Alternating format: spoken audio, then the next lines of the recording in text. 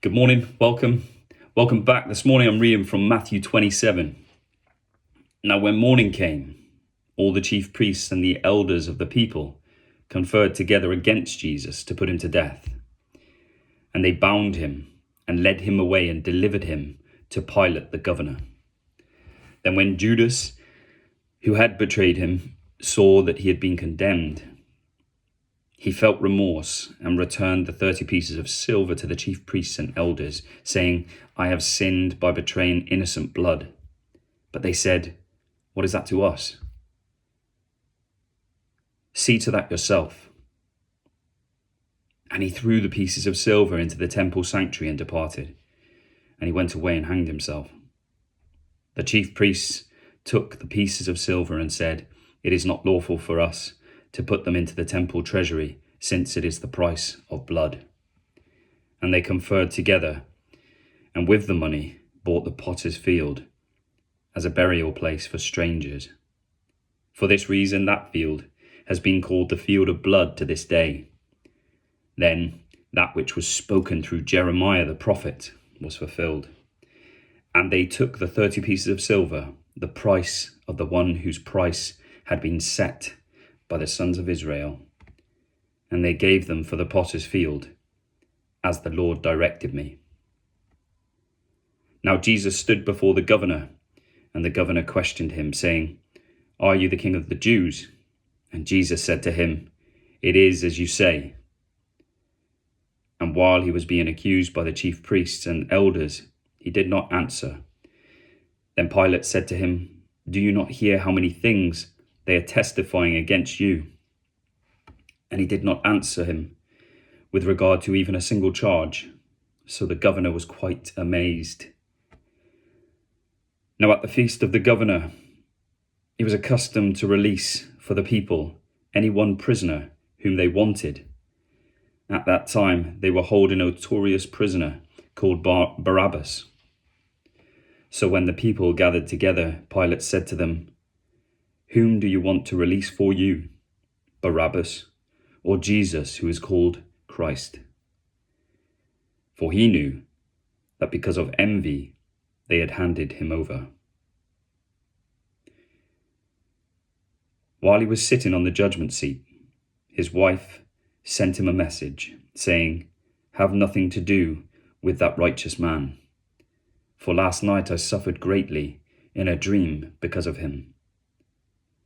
But the chief priests and the elders persuaded the crowds to ask for Barabbas and to put Jesus to death.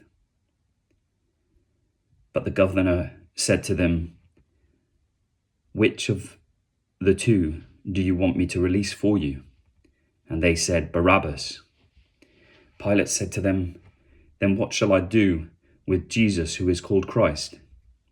They all said, Crucify him. And he said, Why? What evil has he done? But they kept shouting all the more, saying, Crucify him. When Pilate saw that he was accomplishing nothing, but rather that a riot was starting, he took water and washed his hands in front of the crowd, saying, I am innocent of this man's blood. See to that yourselves. And all the people said, His blood shall be on us and on our children. Then he released Barabbas for them, but after having Jesus scourged, he handed him over to be crucified. Then the soldiers of the governor took Jesus into the praetorium and gathered the whole Roman cohort around him. They stripped him and put a scarlet robe on him. And after twisting together a crown of thorns, they put it on his head, and a reed in his right hand. And they knelt down before him and mocked him, saying, Hail, King of the Jews! They spat on him and took the reed and began to beat him on the head. After they had mocked him, they took the scarlet robe off him and put his own garments back on him and led him away to crucify him. as they were coming out, they found a man of Cyrene named Simon, whom they pressed into service to bear his cross. And when they came to a place called Golgotha, they gave him wine and drink mixed with gall. And after tasting it, he was unwilling to drink.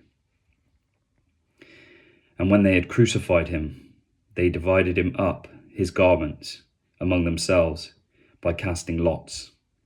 And sitting down, they began to keep watch over him there. And above his head, they put up the charge against him, which read, "This is Jesus, the King of the Jews."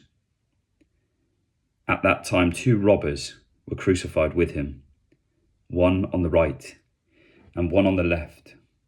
And those passing by were hurling abuse at him, wagging their heads and saying, "You who are going to destroy the temple and rebuild it in 3 days, save yourself. If you are the Son of God, come down from the cross." In the same way, the chief priests also, along with the scribes and elders, were mocking him and saying, "He saved others. He cannot save himself. He is the King of Israel. Let him now come down from the cross, and we will believe in him. He trusts in God. Let God rescue him now, if he delights in him. For he said, 'I am the Son of God.'" The robbers who had been crucified with him were also insulting him with the same words. Now from the 6th hour, darkness fell upon all the land until the 9th hour. About the 9th hour, Jesus cried out a loud voice, saying, "Eli, Eli, lama sabachthani." And some of those who were standing there, when they heard it, they began saying, "This man is calling for Elijah."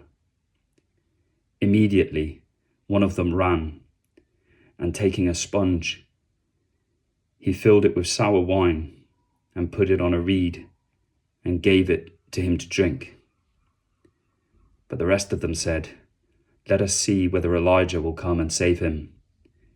And Jesus cried out again with a loud voice and yielded up his spirit. And behold, the veil of the temple was torn in two from the top to the bottom, and the earth shook, and the rocks were split. The tombs were opened, and many bodies of the saints who had fallen asleep were raised.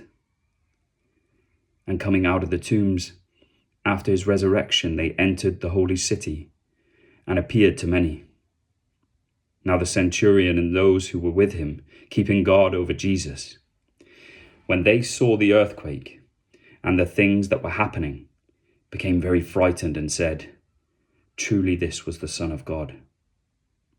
Many women were looking on from a distance, who had followed Jesus from Galilee while ministering to him. Among them was Mary Magdalene, and Mary the mother of James and Joseph, and the mother of the sons of Zebedee. When it was evening, there came a rich man from Arimathea, named Joseph, who himself had also become a disciple of Jesus. This man went to Pilate and asked for the body of Jesus. Then Pilate ordered it to be given to him, and Joseph took the body and wrapped it in a clean linen cloth and laid it in his own new tomb, which he had hewn out of the rock. And he rolled a large stone against the entrance to the tomb and went away. And Mary Magdalene was there, and the other Mary, sitting opposite the grave. Now on the next day, the day after the preparation, the chief priests and the Pharisees gathered together with Pilate and said, "Sir, we remember that when he was still alive, that deceiver said, 'After 3 days, I am to rise again.' Therefore, give orders for the grave to be made secure until the third day. Otherwise, his disciples may come and steal away and say to the people, 'He has risen from the dead.' And the last deception will be the worst than the first." Pilate said to them, "You have a guard. Go make it as secure as you know how." And they went and made the grave secure. And along with the guard, they set a seal on the stone. Thank you so much for listening. Pray you have a blessed day and a blessed rest of your week. Bye for now.